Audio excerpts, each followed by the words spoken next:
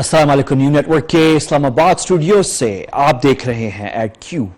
मैं हूं अहमद कुरैशी। 7 साल से शाम में खाना जंगी जारी है, लेकिन इस 7 साला खाना जंगी में सबसे बड़ी मेरे ख्याल में और सबसे अहम डेवलपमेंट जो है वो ये है।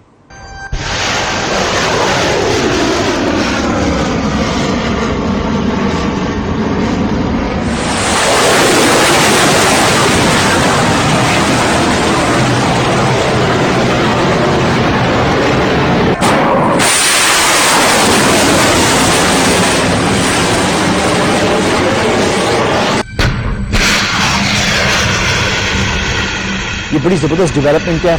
60 मिसाइल्स जो हैं वो मारे गए हैं, दागे गए हैं एक ही टारगेट के ऊपर, और वो ये अल-शुएरात एयर बेस जो बिल्कुल शाम के सेंटर में है।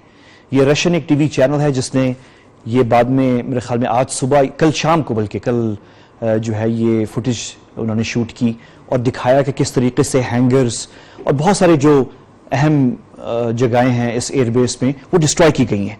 अच्छा, ये बड़ी इंटरेस्टिंग डेवलपमेंट, ये जो अटैक हुआ है बजाते खुद बड़ी इंटरेस्टिंग डेवलपमेंट है, और वो इस तरह है कि ये बड़ा अजीब किस्म का अटैक है। आमतौर पे एक मुल्क दूसरे मुल्क पे हमला करता है तो उसको पहले से बताता नहीं है, इंफॉर्मेशन नहीं देता कि तुम अपने वहां पे जो लोग हैं उनको वहां से हटा दो या निकाल दो। बस हम तुम्हें इतना टाइम दे रहे हैं कि तुम्हारे जो पर्सनल हैं, जो वहां पे एयरफोर्स के लोग होंगे, मिलिट्री के लोग होंगे, वो निकल जाएं और हम हमला करने जा रहे हैं। हमने इमारतें, लॉजिस्टिक्स, हैंगर्स तबाह करने हैं। ऐसा होता नहीं है आमतौर पर जगहों के अंदर, लेकिन हुआ एग्जैक्टली यही है कि ये जो हमला हुआ है इसमें अमरीकी हुक्काम ने रशियन हुक्काम को पहले से बता दिया, यकीनन रशियन हुक्काम ने सीरियन एयरफोर्स को भी बता दिया। तो हुआ ये कि मेनली जो सीनियर ऑफिसर्स या एयरफोर्स के लोग हैं सीरिया के या रशिया के, जो इस एयरबेस में मौजूद थे, और ये बड़ा अहम एयरबेस है रूस के लिए भी और शाम की हुकूमत के लिए भी, तो वो उनके जो बड़े लोग हैं सारे, वो कोई इसमें मारा नहीं गया। अगर कोई मारा गया इसके अंदर तो छोटे मोटे लोग होंगे जो सपोर्ट, टेक्निकल स्टाफ, इस तरह के।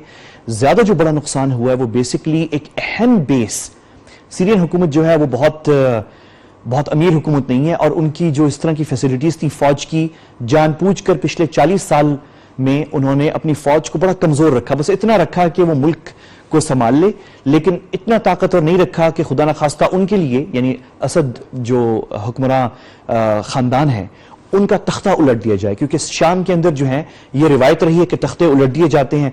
तो सदर जो बशार अल-असद इस वक्त हैं, उनके वालिद हाफिज अल-असद वो एयरफोर्स के सीनियर ऑफिसर थे जब उन्होंने कू किया था, और ये उनको पता था कि मेरे बाद भी कू होंगे, तो उन्होंने फौज को कमजोर रखा। तो ये बेसिस जो है बहुत ही खस्ता हालत में थे। ये रूस ने आके इनको इंप्रूव किया, इनको बनाया, इनको अच्छा किया। लेकिन अब अमेरिका ने आके रनवे और ये सारे जो हैं और हैंगर्स वैंगर्स तबाह कर दिए हैं। लेकिन ये कोई बड़ी बात नहीं है, रूस इनको बहुत जल्दी जो है रिकवर कर सकता है। लेकिन ये जो अटैक हुआ है ये इस हवाले से बहुत डेवलपमेंट है, बहुत अहम है ये कि ये हमला जो है 7 साल खाना जंगी के अंदर अमेरिका की तरफ से एक क्लियर सिग्नल है कि अब बशार अल-असद जो शख्स है, जो सदर है शाम का, जो सेंटर में है इस खाना जंगी के, उसके लिए अब शाम में जगह नहीं है। मैं आपको एक क्लिप दिखाना चाह रहा हूं रेक्स टिलरसन का, कल जो उन्होंने प्रेस कॉन्फ्रेंस की इस हमले के बाद। ये उर्दू में तर्जुमे के साथ है, जरा देखें। And so what steps is the United States prepared to take in order to remove him from power? Well, the process by which Assad would leave is something that I think requires an international community effort, both to first defeat ISIS within Syria, to stabilize the Syrian country, to avoid further civil war, and then to work collectively with our partners around the world through a political process that would lead to Assad leaving. So will you and President Trump organize an international coalition to remove Assad? Those steps are underway. एक चीज मैं clarify कर दूं, programme मेरे पास शायद इतना time ना हो कि मैं तमाम शाम की सूरत हाल पे बात कर सकूं सारी। आज का प्रोग्राम हम शाम पे ही कर रहे हैं, लेकिन एक चीज मैं आपको क्लियरली बता दूं, हमारे यहाँ बहुत सारी और इंटरनेशनल मीडिया के अंदर भी बहुत सारी बातें हो रही हैं शाम के ऊपर, لیکن کچھ چیزیں کلیئر ہیں. میں مڈل ایسٹ میں خود بھی کام کر چکا ہوں, میں شام بھی جا چکا ہوں, میں دمشق بھی جا چکا ہوں, میں صدر بشار الاسد کی جو انفارمیشن منسٹر تھیں اب نہیں ہیں, اب ان کی وہ مشیر خاص ہیں بثینہ شعبان, 2006 میں یعنی آج سے کوئی 10-11 سال پہلے میں نے ان کا دمشق میں ان کے دفتر میں جا کے انٹرویو بھی کیا ہے. مناسب وقت میں انٹرویو بھی دکھاؤں گا, آج کے پروگرام میں نہیں کیونکہ وہ کسی اور حوالے سے تھا. تو یہ کوئی سیکٹیرین جنگ نہیں ہے, اس کو بنا دیا گیا ہے, ملکوں کے مفادات میں بہت کچھ ہے. یہ سیکٹیرین جنگ نہیں ہے, یہ شامی لوگوں کی اپنا مسئلہ ہے, وہ اپنی حکومت اور اپنے مسائل وہ حل کرنا چاہ رہے ہیں, اور اس میں باہر کے ممالک داخل ہو گئے ہیں اور سب اپنے اپنے مفادات کے حساب سے اس کو پیش کر رہے ہیں. کوئی اس کو مذہبی اعتبار سے پیش کر رہا ہے, کوئی اسے سیکٹیرین اعتبار سے پیش کر رہا ہے, کوئی اسے کسی اور اعتبار سے پیش کر رہا ہے. لیکن فیکٹ یہ ہے, یہ بیسکلی شام کے لوگوں کا مسئلہ ہے, وہ اپنی حکومت ڈیسائیڈ کرنا چاہتے ہیں. اور بشار الاسد کے حوالے سے آپ نے دیکھ لیا کہ اب امریکی جو ہیں انہوں نے ایک نیا سٹینڈ لے لیا ہے کہ بشار الاسد کے لیے اب کوئی جگہ نہیں ہے. اس حوالے سے میں خلاصہ, سب سے اچھا, ایک بہت اچھا خلاصہ جو ہے, ہمارے کولیگ ہیں الجزیرہ انگلش میں, برٹش صحافی ہیں, مہدی حسن ان کا نام ہے, انہوں نے ایک ٹویٹ کی, میں آپ کو دکھانا چاہ رہا ہوں. یہ بہترین خلاصہ ہے شام کی جنگ کا. اسکرین پہ دیکھیں, وہ کہتے ہیں کہ کچھ, یہ آپ کے معلومات آپ کو پتا ہونا چاہیے کہ کچھ شام کے لوگ جو ہیں وہ باغیوں کی حمایت کرتے ہیں, کچھ شام کے لوگ جو ہیں وہ صدر بشار الاسد کی حمایت کر رہے ہیں, اور کچھ شام کے لوگ ہیں دونوں میں سے کسی کی حمایت نہیں کر رہے, بیچ میں پھنسے ہوئے ہیں, نہ باغیوں کی کر رہے ہیں اور نہ صدر بشار الاسد کی کر رہے ہیں. لیکن اس جنگ میں نقصان سب کا ہو رہا ہے. یہ بہت اہم پوائنٹ ہے. اب سوال جو سب سے اہم اٹھ رہا ہے وہ یہ ہے کہ یہ جو کیمیائی ہتھیار کا استعمال ہوا ہے ادلب میں, یہ واقعی کسی نے کیا ہے یا نہیں کیا. لیٹسٹ خبر جو آج گارڈین نے بریکنگ نیوز دی ہے, آج انہوں نے یہ دی ہے کہ کچھ سورسز نے, یقیناً یہ امریکن سورسز ہیں یا برٹش ہوں گی, انہوں نے یہ کہا ہے کہ جس وقت اس ایئر بیس کے اوپر شامی طیاروں کے اوپر کیمیائی ہتھیار ڈالے جا رہے تھے جو ادلب میں استعمال ہوئے ہیں, وہ ہتھیار اس وقت روسی ایکسپرٹس جو ہیں, روسی فوج کے جو لوگ ہیں وہ بھی وہاں موجود تھے, لیکن روس ملوث نہیں ہے اس چیز کے اندر. آپ نے یہ بھی دیکھ لیا کہ ترکی کے جو وزیر اعظم ہیں رجب طیب اردگان, انہوں نے ان کی بڑی اچھی اب دوست تعلقات اچھے ہیں روس کے ساتھ, انہوں نے صدر ولادیمیر پوتن کو فون کیا ہے, اور صدر پوتن کو, یہ اسکرین پہ آپ دیکھ رہے ہیں, انہوں نے کہا ہے کہ شام میں بشار کے کیمیائی حملے ناقابل برداشت ہیں. ان سے جو آستانہ میں قزاقستان میں مذاکرات ہوئے تھے اس کی تمام تر محنت جو ہے وہ مٹی میں مل سکتی ہے. یہ صدر اردوگان نے صدر پوتن کو ٹیلی فون پہ دونوں کی بات چیت ہوئی ہے کہ یہ شام میں جو ہوا ہے حملے جو ہیں ناقابل برداشت ہیں. اس پہ انٹرنیشنل اوپینین بن چکا ہے. یہ آپ دیکھیں, یہ فرنٹ پیج ہے لبراسیوں, ایک بڑا اخبار ہے فرانس کا. انہوں نے یہ, اب میں آپ کو دکھانے سے پہلے میں آپ کو بتا دوں کہ یہ مطلب اس میں بچوں کی شہادتیں ہوئی ہیں, اور ہم وہ تصویریں دکھا نہیں سکتے لیکن ہم نے بلر کی ہوئی ہیں, لیکن پھر بھی اگر آپ کے لیے وہ ناقابل برداشت ہے, آپ میری بات سن لیں لیکن آپ اسکرین کی طرف تھوڑی دیر کے لیے نہ دیکھیں. میں آپ کو یہ اب دکھاتا ہوں, یہ کلپ دیکھیں, یہ فرنٹ پیج ہے. انہوں نے وہ جو تصویر سوشل میڈیا پہ ہٹ ہو گئی بچوں کی, 27 بچے شہید ہوئے ہیں ادلب کیمیکل اٹیک کے اندر, تو اس میں یہ بتا رہے ہیں کہ یہ کہہ رہے ہیں لبراسیوں والے, انہوں نے جو کور اپنے اخبار کا دیا ہے, پورا فرنٹ پیج اخبار کا یہ ہے, اس میں انہوں نے کہا ہے کہ یہ اسد کے بچے ہیں, یہ جو بچے شہید ہوئے ہیں یہ اسد کے بچے ہیں. تو یہ سچویشن ہے وہاں پہ. اچھا, ایک اور جو بڑی انٹرسٹنگ چیز ہے وہ میں آپ کو بتانا چاہ رہا ہوں, وہ یہ ہے کہ اچھا اس پہ بڑی بات ہو رہی ہے کہ اسد نے جو ہے کیمیائی ہتھیار استعمال کیا یا نہیں کیا. مجھے نہیں پتا, ہم یہاں پہ فیصلہ نہیں کر سکتے, لیکن میں آپ کو کچھ چیزیں دکھانا چاہ رہا ہوں. پہلے میں آپ کو یہ بچہ دکھانا چاہ رہا ہوں 13 سال کا. یہ کہہ رہا ہے کہ اس کی فیملی کے ساتھ کیا ہوا ہے, ذرا دیکھیں.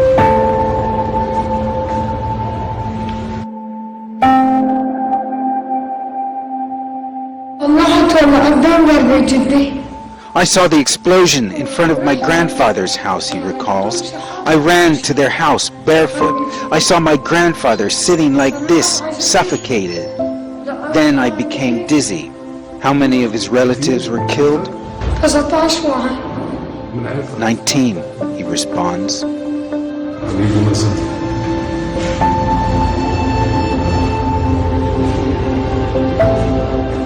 ایک اہم بات ہے کہ کیمیکل ہتھیار جو بھی استعمال ہوا ہے ادلب کے اندر وہ جہازوں کے ذریعے پھینکا گیا تھا.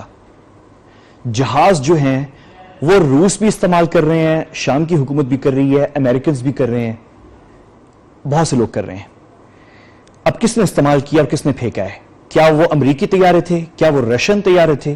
کیا وہ شام صدر بشار الاسد کی ایئر فورس ہے ان کے طیارے تھے؟ روس یہ کام نہیں کر سکتے, امریکنز بھی شاید یہ کام نہیں کر سکتے. تو زیادہ جو سسپیشن ہے وہ صدر بشار الاسد کی ایئر فورس کے اوپر ہی ہے. میں آپ کو ایک اور چیز دکھانا چاہ رہا ہوں. یہ دو چھوٹے بچے ہیں, بھائی بہن ہیں. یہ ان کی تصویر ہے, خامی کیا 2 سال کے ہوں گے اس تصویر میں, اور یہ ان کے والد ہیں عبدالحمید الیوسف. گود لیے ہوئے ہیں ان دونوں بچے کو. یہ دونوں بچے جو ہیں ٹوینز ہیں, بھائی بہن, یہ سو نہیں رہے ہیں. یہ دوسری تصویر میں جس میں آنکھیں بند ہیں اور والد نے ان کو گود میں پکڑا ہوا ہے, یہ مردہ لاشیں پکڑی ہوئی ہیں دونوں بچوں کی. اور یہ جو کیمیکل اٹیک ہوا ہے ادلب شہر میں, اس کے بعد یہ بھاگے ہیں, ان کو کوئی ہسپتال نہیں ملا. یہ گئے ترکی بارڈر پہ, ترکی بارڈر پہ جو ہے پھر ان کو ہاسپٹل لے جایا گیا. دونوں بچے جو ہیں وہ شہید ہو گئے. لیکن ترکی کے جو صدر ہیں, انہوں نے یہ جو والد ہیں ان دونوں بچوں کے اور ان کی فیملی میں 19 لوگ مارے گئے ہیں اس کیمیکل اٹیک میں. 19 پیپل ڈائیڈ, جس میں یہ جو 2 چھوٹے بچے ہیں ان کی والدہ بھی, اور 19 لوگ اور شہید ہو گئے. باپ جو ہیں وہ بچ گئے, بھائی بچ گئے, چچا وچا ان کے بچ گئے, کچھ لوگ اور بچ گئے ہیں. تو اب یہ جب اس طرح کی چیزیں آ رہی ہیں, اور ترکی حکومت کے مطابق جو ہے یہ جو اٹیک ہوا ہے اس میں کوئی شک نہیں ہے کہ کیمیکل اٹیک تھا, اور ان کو بھی کوئی شک نہیں ہے کہ یہ صدر بشار الاسد کی حکومت نے کیا ہے. اب ایک اور چیز میں آپ کو بتانا چاہ رہا ہوں, اور وہ یہ ہے کہ تقریباً میجورٹی جو عرب اور مسلمان ممالک ہیں وہ اس اٹیک کو صدر بشار الاسد کے خلاف اسے سپورٹ کر رہے ہیں. اب تک صرف عرب اور مسلم ممالک کے اندر صرف ایک ایران ہے جس نے کنڈیم کیا ہے. باقی ممالک جو ہیں یا سپورٹ کر رہے ہیں, کھل کے انہوں نے سپورٹ کی ہے, حمایت کی ہے صدر بشار الاسد کے خلاف ایکشن لینے کی, جس میں ترکی بھی ہے, جس میں خلیجی ممالک بھی ہیں, جس میں کچھ اور بھی ہیں. یا پھر باقی جو عرب مسلم ممالک ہیں وہ چپ ہیں, اپروو کر رہے ہیں شاید, یا نیوٹرل ہیں, بول نہیں رہے, جس میں پاکستان بھی ہے. ہم بھی نیوٹرل ہیں. اس میں بات کروں گا پاکستان کی پوزیشن جو ہے, جو کہ صحیح ہے کہ ہم نیوٹرل ہیں, لیکن اس میں اور بھی کچھ باتیں ہیں وہ میں تیسرے سیگمنٹ میں کروں گا. تو یہ سچویشن ہے, اور بڑی بحث چھڑی ہوئی ہے, ایک بڑی مزدار بحث یہ چھڑی ہوئی ہے جو میں آپ کو دکھانا چاہ رہا ہوں. یہ آپ دیکھیں کہ یہ ایک محمد رشید ہیں, انہوں نے کسی نے ٹویٹ کی اسٹاپ دا وار, کوئی برطانوی این جی او ہے, اس نے ٹویٹ کی ہے کہ یہ جو ٹاما ہاک 50 امریکیوں نے 50 میزائل استعمال کیے ہیں ٹاما ہاک, ان سے 2000 شامی خاندانوں کو کھانا مل سکتا تھا پورے 1 سال کے لیے. یہ سٹاپ دا وار جو ہے, یہ کوئی امریکن ہے, ڈونلڈ اورویل, انہوں نے لکھا ہے کہ امریکہ کو 50 میزائل داغنے کے بجائے اگر اس کا خرچہ اگر وہ شامی مہاجرین پہ کرتے تو 2000 شامی خاندانوں کو 1 سال کے لیے کھانا ملتا. تو یہ ایک شامی ایکٹیوسٹ ہے, انہوں نے ان کو جواب دیا ہے ٹویٹر پہ ہی. وہ کہتے ہیں کہ اسد کی ملٹری ایئر بیس کو تباہ کرنے سے سینکڑوں شامیوں کی زندگی بچ سکتی ہے, اور شامیوں کو اب امداد کی ضرورت نہیں ہے, اب شامیوں کو ضرورت ہے کہ ان کے خلاف جو جینوسائیڈ ہو رہا ہے وہ روکا جائے. ایک اور ٹویٹ بڑی مزیدار ہے, یہ برزو دراغی ہیں, برزو دراغی, یہ ایک ایرانی صحافی ہیں, امریکن ایرانین صحافی ہیں.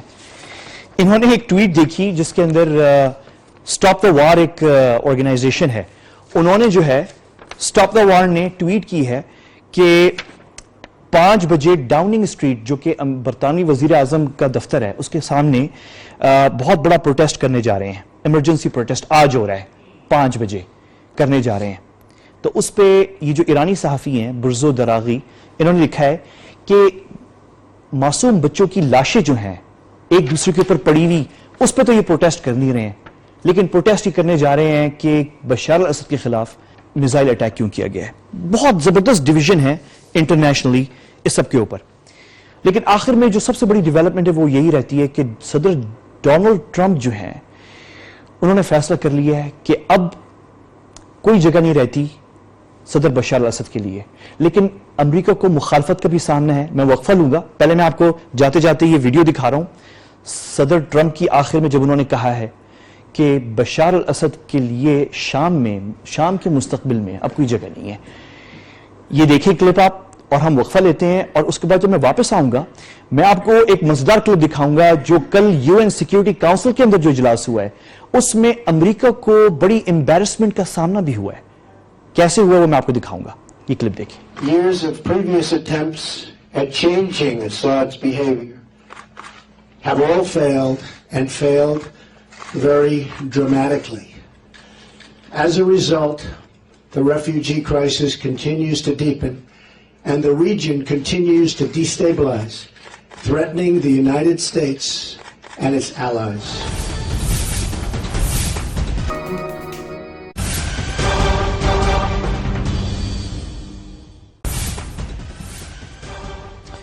اوکے بیک, آپ دیکھ رہے ہیں ایٹ کیو. شام کی صورتحال پہ ہم بات کر رہے ہیں. ایک بہت بڑی ڈیولپمنٹ جو ابھی بریکنگ نیوز آج کی ہے وہ یہ ہے کہ عراق کے ایک بہت اہم مذہبی اور سیاسی رہنما سید مقتدی صدر جو ہیں, چونکہ بہت بڑے وہاں پہ مذہبی رہنما ہیں عراق کے, انہوں نے ڈیمانڈ کیا ہے کہ شامی صدر بشار الاسد سٹیپ ڈاؤن کریں. یہ میرے خیال میں عرب یا مسلم کنٹریز میں پہلی کوئی ایسی سٹیٹمنٹ آئی ہوگی کسی اہم سیاستدان کی. مقتدی صدر جو ہیں وہ عراقی پولیٹکس کے اندر بہت اہم ہیں اور ان کے بڑے فالوورز ہیں, مطلب وہ مذہبی رہنما بھی ہیں. ان کے والد جو ہیں آیت اللہ, ان کا نام مجھے بھی یاد نہیں آ رہا, وہ 70s میں بہت بڑے مذہبی رہنما بھی تھے اور ان کے بڑے تقلید کرنے والے مقلد جو ہیں بہت تھے. تو اور نجف کے وہ بہت مانے ہوئے عالم تھے. تو یہ ان کے بیٹے ہیں سید مقتدی صدر, اور یہ بریکنگ نیوز ہے کہ انہوں نے ڈیمانڈ کیا ہے کہ صدر بشار الاسد شام کے سٹیپ ڈاؤن ہو جائیں. تو یہ ایک بڑی میجر ڈیولپمنٹ ہے. امریکہ جو ہے وہ تیاری تو کر رہا ہے, اس کو سپورٹ مل رہی ہے بہت سارے عرب اور مسلمان کنٹریز سے. امریکہ کو سپورٹ مل رہی ہے روایتی جو ویسٹرن حلیف ہیں, آسٹریلیا, برطانیہ, یورپین کنٹریز, کینیڈا, بہت سارے ممالک سے سپورٹ مل رہی ہے اس ایکشن کے لیے صدر بشار الاسد کے خلاف. تقریباً عراق اور شاید عراق کسی حد تک عراق, لیکن ایران ڈیفینیٹلی کے علاوہ, ان دو ملکوں کے علاوہ تمام جو پڑوسی ممالک ہیں شام کے وہ بھی فیور میں ہیں صدر بشار الاسد کے خلاف ایکشن لینے کے. تو یہ تو لائن, لیکن امریکہ کو پھر بھی مخالفت کا سامنا ہے, اور سب سے زبردست مخالفت جو ہے کل سیکیورٹی کاؤنسل کا جو اجلاس تھا اس میں بولیویا نے کی. اور میں ویڈیو دیکھ رہا تھا اور میں نے آپ سے وہ شیئر کرنی ہے, بڑی مزیدار ویڈیو ہے. اس میں انہوں نے جو امریکی سفیرہ بیٹھی ہوئی تھی جو پرماننٹ نمائندہ ہیں اقوام متحدہ میں امریکہ کی, ان کو انہوں نے, یا آپ کلپ دیکھ رہے ہیں کہ یہ جو سفیر ہیں بولیویا کے, یہ بات کرتے ہوئے انہوں نے اچانک سے ٹیبل کے نیچے سے تصویر نکال لی. یہ تصویر کس کی تھی؟ یہ تصویر امریکہ کے سابق وزیر خارجہ کی تھی صدر جارج بش کے دور میں, جب عراق میں امریکہ حملہ کرنے جا رہا تھا. اور اس وقت امریکی وزیر خارجہ نے سیکیورٹی کاؤنسل میں بیٹھ کے تصویریں ثبوت دکھائے تھے کہ عراق کے پاس کیمیائی ہتھیار ہیں, اور وہ بات جھوٹ ثابت ہوئی. وہ امریکہ نے جھوٹ بولا تھا سیکیورٹی کاؤنسل میں, اور بولیویا کے سفیر نے یہ جھوٹ امریکہ کے سامنے اور دنیا کے سامنے کل شام پہ بحث کے دوران دکھا دیا. کلپ دیکھیں. Just a few years ago, and specifically on Wednesday, the 5th of February 2003, when the then Secretary of State of the United States of America came to this room to present to us, according to his own words, convincing proof that there were weapons of mass destruction in Iraq. I believe que recordemos esas that we imágenes, must absolutely remember que recordemos que en these esta misma sala pictures, and that this is very se nos full. dijo We were que habían told armas de that there destrucción masiva en were Irak weapons of mass y que eso destruction motivó in una Iraq, invasión. and this was the motivation for an Y esa invasion. invasión, And that después de esa invasión invasion, se han after registrado this 1 invasion, millón de there was muertos 1 million y deaths, se ha desatado and una serie de atrocidades it en la launched región. a series of atrocities Podríamos in that hablar region. de ISIS Could we sin esta talk invasión. about ISIS if that invasion had not taken Podríamos place? hablar de esa Could we be talking serie de about this gravísimos y series horrendos of ataques en distintos lugares del horrendous mundo attacks in various parts of the sin esa world? invasión Had that ilegal? invasion, this illegal invasion, not taken place? کوئی شک نہیں ہے کہ یہ بڑی embarrassing لمحہ تھا UN security council میں جب بولیویا کے ایمبیسڈر نے امریکی وزیر خارجہ کی وہ 2003 کی وہ دکھا دی جب امریکہ نے جھوٹ بولا تھا کہ کیمیائی ہتھیار ہیں عراق میں. تو بہرحال یہ امبیرسنگ تھا, لیکن امریکہ کو بڑی زبردست, جیسے میں نے آپ کو بتایا, سیاسی سپورٹ مل رہی ہے اس ایکشن کے لیے صدر بشار الاسد کے خلاف. اور سب سے اہم بات یہ ہے کہ جو تقریباً جتنے بھی نیبرنگ ممالک ہیں شام کے وہ سب سپورٹ کر رہے ہیں اس امریکی اقدام کو، ماں سوائے ایک ملک کے یا دو ملکوں کے، عراق اور عراق کسی حد تک، لیکن 100% ایران جو ہے نے تو کنڈیم کیا ہے باقاعدہ. تو ان کے دو ملکوں کے علاوہ جو ہے سب جو ہے سب سپورٹ کر رہے ہیں. اچھا اب جو ہے کیا امریکہ نے جو اقدام کیا ہے، جو سب سے اہم سوال ہے جو ہمارے یہاں بھی اس کو اسٹڈی اسلام آباد میں کیا جا رہا ہے، مطلب گورنمنٹ کے اندر بھی، ہمارے دفتر خارجہ میں بھی، اور اسی طرح دنیا کے دوسرے ممالک جو ہیں وہ بھی یہ اسٹڈی کر رہے ہیں کہ کیا امریکہ نے جو اقدام یہ لیا ہے کیا یہ قانونی ہے یا نہیں.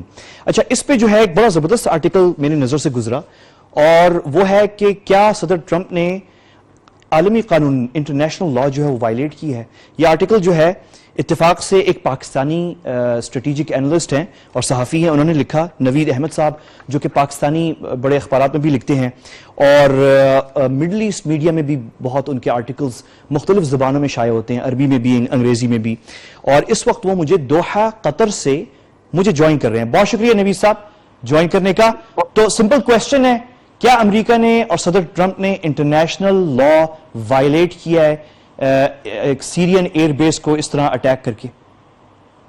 جی کلاسیکل سینس میں اگر آپ دیکھیں تو یو این کے چارٹر اور یو این سیکورٹی کونسل کی اپروول نہیں تھی، لیکن 2005 میں ایک ورلڈ سمٹ ہوئی تھی جس میں prevention of genocide, war crimes اور ایتھنک کلینزنگ اور کرائمز اگینسٹ ہیومینٹی کے اوپر کنسنسس ہوا تھا کہ تمام ملکوں کی ایک رسپانسبلٹی ہے to protect the innocent people. اور جب بشار الاسد نے واضح طور پہ بار بار استعمال کیے کیمیکل ویپنز اپنے عوام کے خلاف، تو اوباما نے کہا کہ اب کریں گے یا جب بھی کریں گے تو ہم اٹیک کریں گے، لیکن کانگریس نے اس کو سپورٹ نہیں کیا. تو اس وقت بھی یہی پیش نظر تھا کہ رائٹ رسپانسبلٹی ٹو پروٹیکٹ کے تحت ہم اٹیک کریں گے اور انوسینٹ لوگوں کے خلاف کیمیکل ویپنز کے یوز کو ہم ایک ریڈ لائن ڈکلیئر کریں گے. اب ٹرمپ صاحب نے جب یہ اقدام کیا تو اس کے پیچھے بھی وہی نقطۂ نظر تھا، لیکن پولیٹیکل کریج زیادہ تھی، اور اس کے اندر ہمارے پاس پاسٹ پریسیڈنٹس ہیں.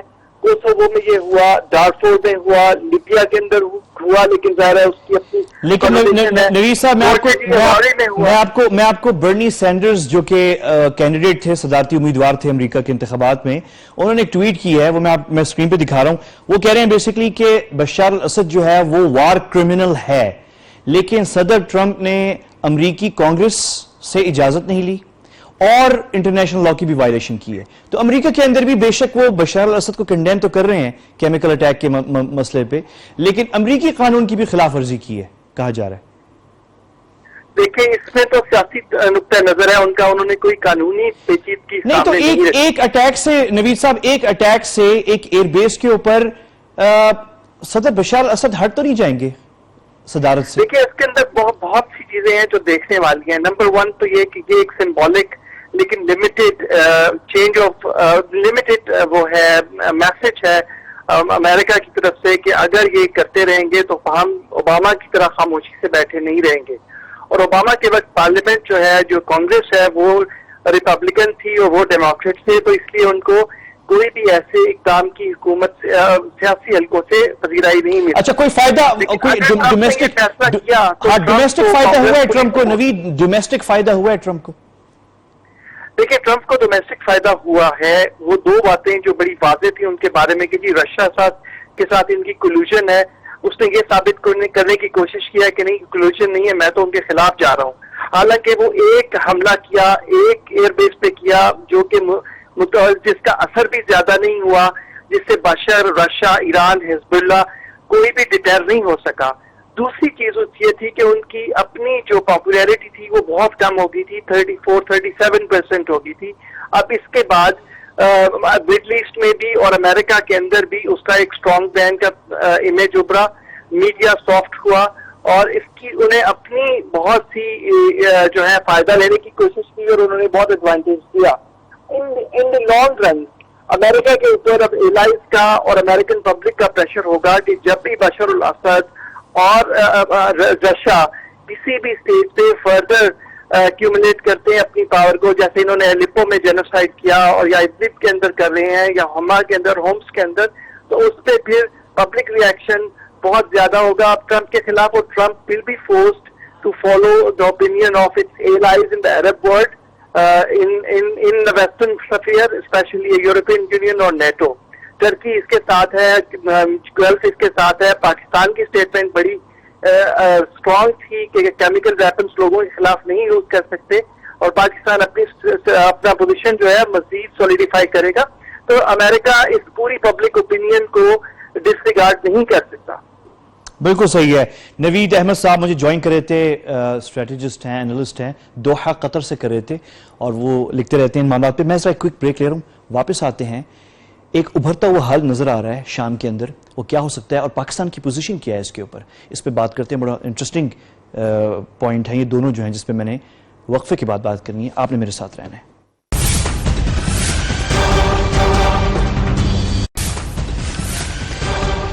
Welcome back. آپ دیکھ رہے ہیں ایٹ کیو. آخر میں جو ہے سوال بیسکلی یہی اٹھ رہا ہے کہ صدر بشار الاسد کا کیا فیوچر ہے, بیسکلی کیا ہو سکتا ہے, کیا حل ہے ممکنہ جو شام میں ابھر سکتا ہے. اور اس پہ بہت ساری باتیں ہیں, بہت سارے اوپینینز ہیں, ویوز ہیں.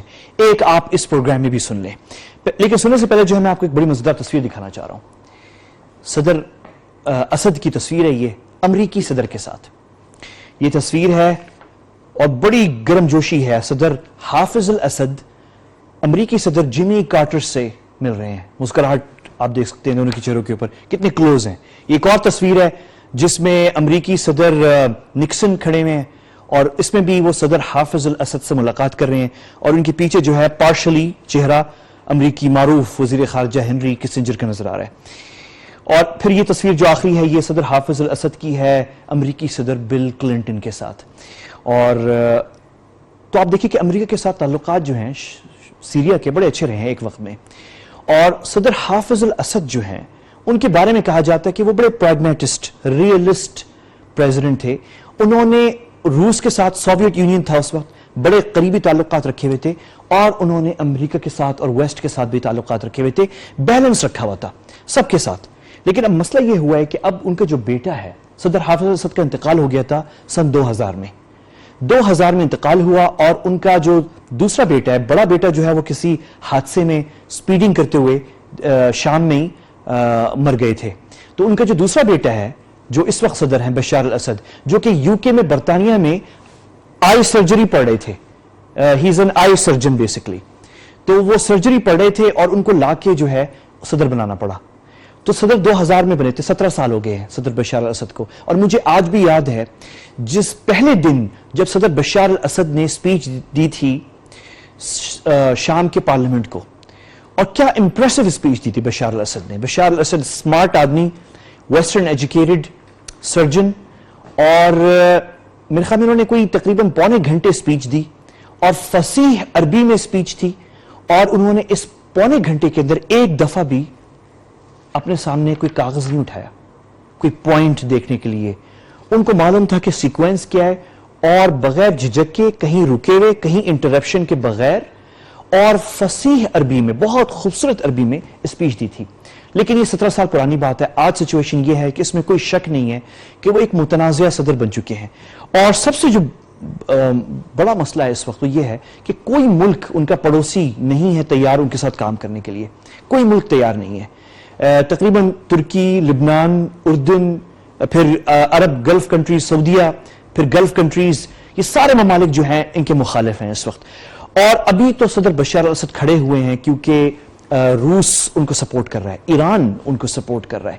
لیکن دو ممالک کی سپورٹ کب تک رہے گی اور کب تک وہ صدر بشار الاسد کھڑے رہیں گے؟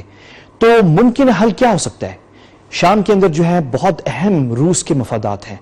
روس نے اپنے آپ کو روس کے پاس 2 بیسز ہیں وہاں پہ ملٹری, اور وہ برداشت نہیں کر سکتا روس کہ شام جو ہے وہ امریکہ کے ہاتھ چلا جائے, اپنے مخالفین کے ہاتھ چلا جائے. یہ نہیں ہو سکتا. ایران کے مفادات ہیں. ایران کا کیا مفاد ہے شام کے اندر؟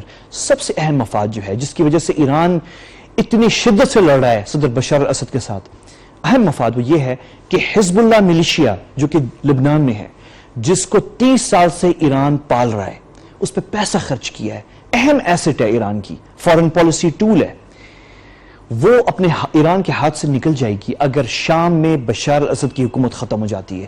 اس لیے بشار الاسد کو پروٹیکٹ کرنا بہت اہم ہے, تو ایران سپورٹ کر رہا ہے. لیکن کیا ممکن حل جو ہے وہ سامنے نظر آ رہا ہے؟ ممکن حل یہی ہے کہ آپ روس کے جو مفادات ہیں ان کو پروٹیکٹ کریں شام کے اندر, اور جو سسٹم ہے اس کو کھڑا رہنے دیں. بشار الاسد نکل جائے وہاں سے اور سسٹم جو ہے وہ کھڑا رہے. وہ غلطی نہ کی جائے جو غلطی عراق میں کی گئی, جب پوری عراقی فوج, صدام حسین کو تو آپ نے ہٹا دیا تھا لیکن آپ نے پوری عراقی فوج جو ہے وہ ختم کر لی. تو ایک خاکہ سامنے آ رہا ہے, آپ دیکھیے گا آنے دنوں کے اندر یہ خاکہ جو ہے مزید واضح ہو جائے گا. لیکن اسکرین پہ آپ دیکھ سکتے ہیں, اسکرین پہ آپ دیکھ سکتے ہیں یہ 4 نکات ہیں, 4 پوائنٹس ہیں جو ایک خاکہ پیش کر رہے ہیں ایک ممکنہ حل کا, شام کی خانہ جنگی کا. ممکن حل کیا ہے؟ 4 پوائنٹس ہیں. نمبر 1, صدر بشار اسد کو معزول کیا جائے لیکن گورنمنٹ برقرار رہے, ان کو معزول کیا جائے. نمبر 2, شامی فوج کو مضبوط کیا جائے. فوج کو مضبوط کرنا بہت اہم ہے کیونکہ اسد فیملی نے 40 سال سے شامی فوج کو کمزور کیا تاکہ ان کے خلاف کو نہ ہو, تاکہ وہ اقتدار میں رہ سکے. اتنی فوج رکھی بس کہ اپنے لوگوں کو کنٹرول میں رکھا جا سکے, لیکن اتنی طاقتور فوج نہیں بنائی کہیں خدا نخواستہ ان کا تختہ نہ الٹ دے. تو کمزور فوج تھی. تو صدر اسد کو معزول کیا جائے, شامی فوج کو مضبوط کیا جائے. داعش اور دوسرے جو ملیشیا ہیں, سیکٹیرین ملیشیاز ہیں, ہر طرح کے ملیشیاز وہاں موجود ہیں, تو ان سب کو شام سے نکالا جائے. اور چوتھی سب سے اہم بات ہے کہ روس کے ساتھ مل کے کام کیا جائے. یہ ممکن نہیں ہے کہ شام میں کوئی حل ہو. امریکہ نہیں کر سکتا اکیلے, عرب ممالک خود نہیں کر سکتے اکیلے, ترکی اکیلے نہیں کر سکتا. روس نے بیچ میں ہونا ہے اور روس کی موجودگی لازمی ہے. اگر روس کے مفادات گارنٹی ان کو دی جائے کہ آپ کے بیسز ایک ایسی فرینڈلی گورنمنٹ دمشق میں ہو سکتی ہے, رہ سکتی ہے, تو ممکن ہے کہ صدر بشار اسد جو ہے ان کو معزول کیا جائے. اور معزول کرنا کوئی مشکل کام نہیں ہے. صدر صدام حسین کو ہٹایا گیا, صدر حسنی مبارک ہٹے, قذافی ہٹے. بلکہ یہاں تو اچھی بات ہے کہ مینشن کیا جائے کہ صدر حسنی مبارک کو کریڈٹ دینا چاہیے کہ انہوں نے خانہ جنگی اس طرح کی بجائے کہ ہوتی مصر میں, وہ خود سٹیپ ڈاؤن ہو گئے. جو چیز شاید اگر صدر بشار الاسد کر لیتے شام کے اندر تو سچویشن یہاں تک نہیں پہنچتی. آخر کے اندر جو ہے بس رہ جاتی ہے بات کہ پاکستان کی کیا پوزیشن ہے. پاکستان کی پوزیشن جو ہے بیسیکلی بہت سمپل ہے. ہمارا کوئی انٹرسٹ نہیں ہے شام کی خانہ جنگی کے اندر, ہمیں دور رہنا چاہیے, بہتر ہے. اور پاکستان نے یہی اختیار کی موقف کہ پاکستان نے جو بھی سیکیورٹی کاؤنسل UN کے اندر ریزولوشنز پاس ہوئی ہیں شام کے خلاف یا اور بھی کوئی بات ہوئی ہے اس میں پاکستان نے ایبسٹین کیا ہے, تو ہم بالکل دور رہے ہیں. لیکن ہمیں کم از کم اس پر ضرور بولنا چاہیے کہ جو ہیومینیٹیرین کرائسس ہے شام کے اندر, کیمیکل ہتھیار استعمال کرنا پاپولیشن کے خلاف یہ غلط ہے. اس پہ جو ہے ہمیں ڈیفینیٹلی ہمیں کنڈیم کرنا چاہیے کیونکہ یہ مسلمان ہیں سارے, جو بچے اور بوڑھے اور یہ فیملیز جو ماری جا رہی ہیں, اس پہ ہمیں ایک سٹینڈ لینا چاہیے, اس پہ کوئی حرج نہیں ہے. لیکن ہم شاید پاکستان سٹینڈ نہیں لے سکتا, اس سے زیادہ بڑھ نہیں سکتے. ہیومینیٹیرین پہ ہمیں بات کرنی چاہیے, اس کے علاوہ نہیں, کیونکہ ہمارے مفادات ہیں بہت سارے. روس کے ساتھ ہماری ایک ریلیشن شپ بڑی اچھی ہے اور بڑھ رہی ہے, اس کو ہم نے پریزرو کرنا ہے. تو ہم نے ایک بڑا کیئرفل اس پہ رہنا ہے. لیکن ہمارے حلیف بھی ہیں جو بشار الاسد کے خلاف ہیں. ترکی جو ہے پاکستان کا بہت سٹرونگ حلیف ہے, بشار الاسد کے خلاف ہے. عرب ممالک, سعودی عرب, خلیجی ممالک پاکستان کے کلوز الائز ہیں, لیکن وہ بشار الاسد کے خلاف ہیں. تو ہمیں ایک بڑا بیلنس بڑی مشکل سے چلنا پڑ رہا ہے. ایک اقدام پاکستان نے ضرور اٹھایا تھا 30 جنوری کو, اب سے یعنی کہ 2 مہینے پہلے. پاکستان نے ایک تنظیم تھی پاکستان کے اندر جو نوجوان پاکستانیوں کو ریکروٹ کر رہی تھی اور بھیج رہی تھی شام لڑنے کے لیے, وہاں پہ بشار الاسد کے حمایت میں لڑنے کے لیے. اس تنظیم کو بین کیا گیا, یہ اس وقت یہ خبر آئی تھی. تو یہ اقدام پاکستان نے لیا تھا. تو یہ اوورال صورتحال ہے, سچویشن جو ہے بہت کلیئر ایک واضح طرف جاری ہے شام کے اندر. اور یہ ایک پولیٹیکل ایشو ہے بیسیکلی. اس کو ہمیں سیکٹیرین یا دوسری طرف نہیں لے جانا چاہیے. کوشش کی ہے کچھ ملکوں نے کہ اس کو لے کے جایا جائے اس طرف, لیکن یہ بہت کلیئر ہے شام میں کوئی سیکٹیرین ایشو نہیں تھا. صدر بشار الاسد خود جو ہیں علوی فرقے سے تعلق رکھتے ہیں جو کہ نہ سنی ہے نہ شیعہ ہے, ایک فرقہ وہ الگ ہے. اور ان کی بیگم جو ہیں اسماء الاسد جو ہیں وہ ایک سنی گھرانے کی ہیں. تو وہاں پہ کوئی سیکٹیرین یا اس طرح کا ایشو نہیں ہے, وہاں پہ ایک سیاسی ایشو ہے. لوگ ہیں جو اپنی تعین کرنا چاہتے ہیں اپنی حکومت کا. اور یہ سارے ڈیولپمنٹس جس کو ہم نے یہاں پہ کور کیے ہیں. وقت میرا بالکل ختم ہے. کل تک کے لیے مجھے اجازت دیجیے. کل ہم مزید بات کریں گے, کچھ اور بڑی اہم انٹرسٹنگ چیزیں ہیں. کل ملاقات ہوتی ہے.